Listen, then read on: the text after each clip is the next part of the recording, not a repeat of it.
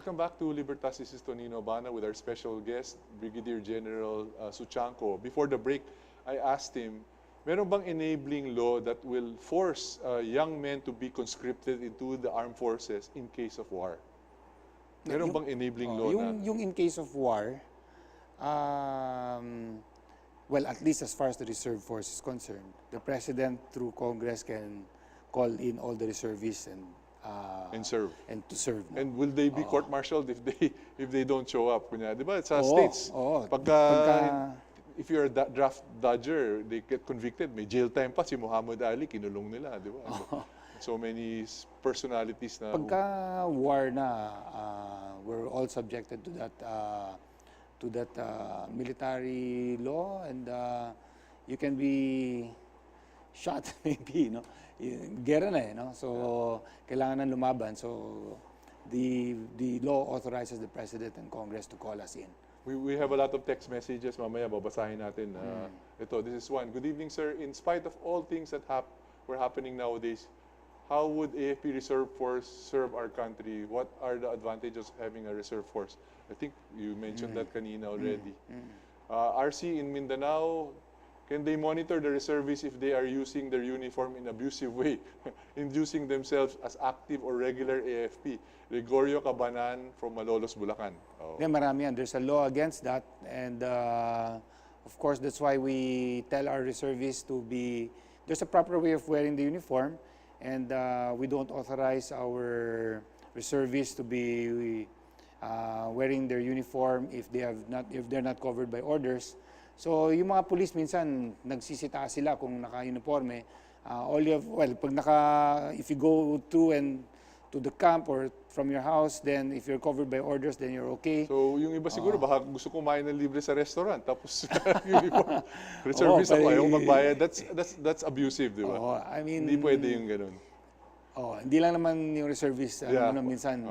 I think police mahilig sa ganun. Maraming gumagawa yan. Anyway, we have other text messages. Good evening, isa po akong reservist. Pwede po ba akong magdala ng baril? Joji Villarin o Pagadian City? Pwede naman, but you have to be covered by clearances, of course. You go through the normal process of getting a firearm or carrying a firearm. Ang difference lang is if you're covered by orders, if you're on ADT status, mas mababa lang babayaran mo, pero you go through the same process. Good evening. Dapat ang mga reserve pinadala sa Marawi, frustrated soldier yan na capable to enter the AFP regular member from Frank Tejido of Cotabato City. Dapat na po reservice pinadala. Ganun yan, no? Ang problema sa Marawi, hindi lang naman yan sa gera. No? In fact, I was there yesterday, and siyempre, hindi ako pumunta dun sa Marawi during the conflict. No? But there are different ways of helping. Like, pumunta kami dun para tignan kung paano natin sa rehabilitation, sa development. No? May mga kailangan pa sila dun.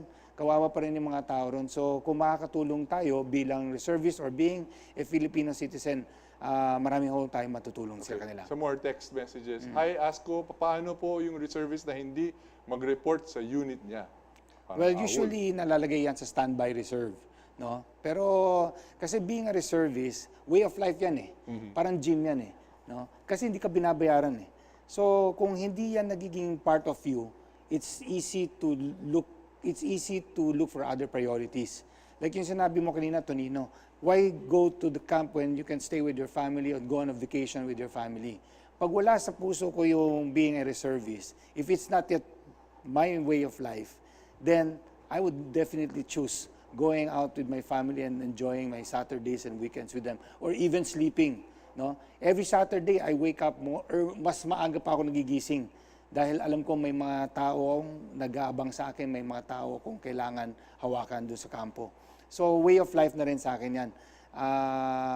And my family has sacrificed a lot for this. No? So, yung sinasabi natin, mga awards, mga promotion, yan, nakakatulong yan to tell your family, hey, I'm not wasting my time.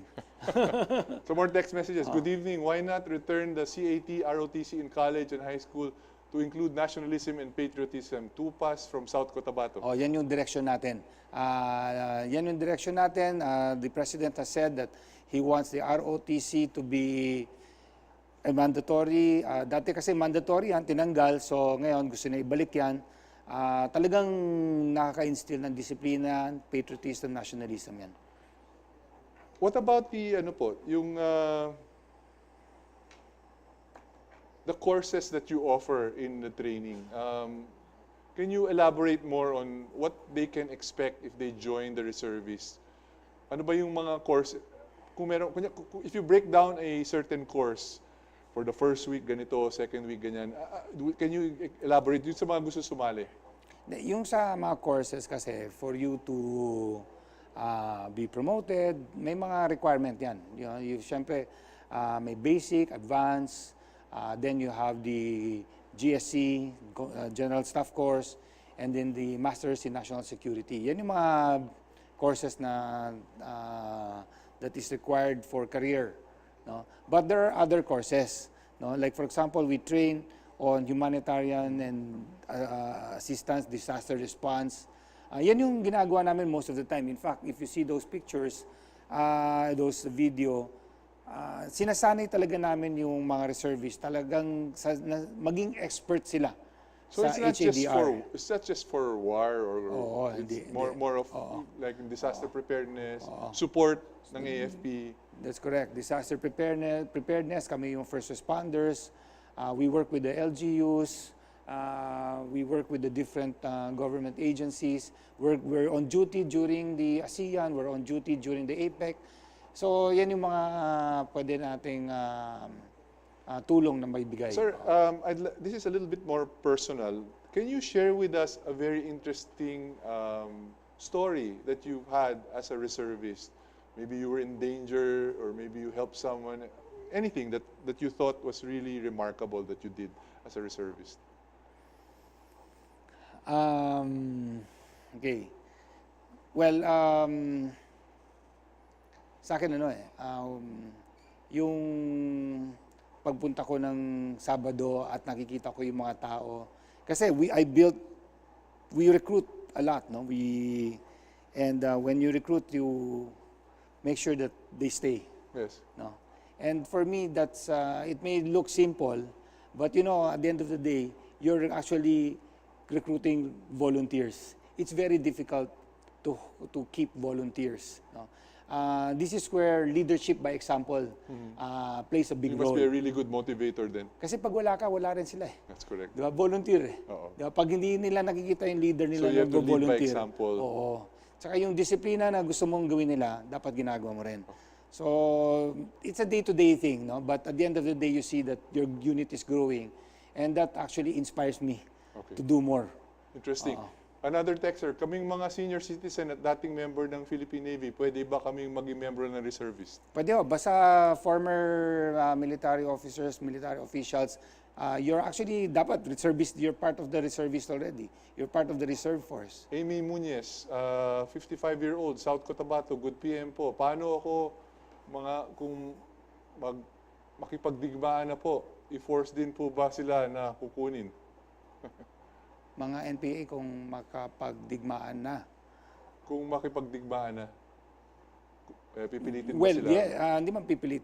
Of course, pag sinabi ng Presidente, but yung counterinsurgency, kaya na ng regular force. So, mangyayari dyan, uunahin muna yung reservist. Yung mga regular force. Regular force, siyempre. Pag hindi kaya, reservist na tawagin. Yes. Pag hindi kaya ng magko-conscript na.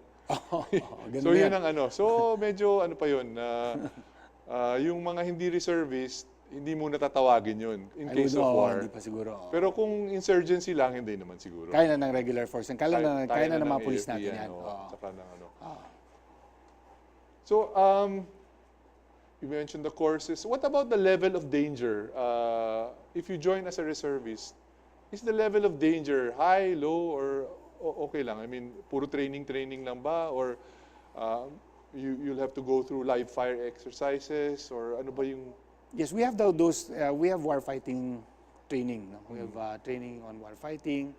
Siyempre yung danger ng pag even training for disaster response is quite dangerous. Yung swift water rescue, pupunta rin kami sa dagat, nag-train rin kami sa dagat, sa bundok, high angle rescue, bumababa rin kami ng building. So maraming mga training naman that subject you to that kind of risk. But of course, we have good trainers. We engage the services. Magagaling naman yung mga trainer natin from the regular force. So naiiwas naman yun. No? Naiiwas naman yung mga ganung mga aksidente. If a reservist is abusive or does something abusive, does he go through the regular court or sa Judge Advocate General sa AFP? And then na-provo martial yan, na-imbestigahan yan. So then as a reservist, you rin. waive your right to go to civilian court, ganun ba yun? Or depende depende kung anong klaseng case, no. Some actually there were incidents before that reservists would do something abuse outside, abuse his authority or yung sipasiga-siga siya or whatever, no? And then the neighbor would file a complaint. Actually sa AFP fina-file yung complaint pagka as a military. So ang but case of course, sa AFP pwede rin naman sa civilian. Sa civilian. Okay. And then so uniform, kanya-kanyang bayad, barel, depende sa sitwasyon kung bibigyan, di ba? Pag sa training naman, pinapahiram. Barel, pinapahiram, and so there are different kinds. Yung educated, nagkakaroon ng rank agad. Is it possible for an uneducated reservist to go up in rank? Pwede rin. May mga training naman na dapat niyang kunin. Yung educated kasi, well, it's not all education, no? Yeah. It's because the AFP needs certain professions. And to entice these professionals, kasi kailangan ng AFP yan eh. No? Like for example, lawyers. No? To entice lawyers to come in, I think the law provides na pag pumasok kayo rito, iniimbita namin kayo pumasok bilang abogado for the AFP and we will give you this rank commensurate to your educational attainment because you're profession that we need. Okay. Parang ganon. Okay. No? So yung mga college graduate actually, they don't automatically become officers also. No? Pag college graduate, they also go through maybe a private sergeant or whatever. Is there a certain percentage of the reserve force that goes, that becomes active? Yung pwede silang pumasok na sa AFP. For example, in your case, ayoko na magtrabaho sa San Miguel but I want to go to active duty. Pwede yun. Pwede mangyari yun. Mag-a-apply ka. Kung if there's an opening, if there's a budget for it, and then you will keep your same rank when you go inside. Yes. So any position yun. Yes. And I guess same with the soldiers. So kunyari, a reserve soldier can actually request for active duty. Can apply for active duty. They go through a soldier candidate school. Okay. Something you know, time has run out and I'd like, bilis ng panahon, I'd like you to give you this opportunity to give your parting message or greet your... Well, yung being a reservist, like I say, is an opportunity, no? It's an opportunity for you to help the country. Huwag na natin hintayin yung mandatory ROTC. No? Maganda to, makakatulong kayo sa bayan. It's about patriotism, it's about saving lives, it's about defending the country, it's about nationalism, and I think this is something that all Filipinos should have. So be part of the Reserve Force, join us, and we serve your country.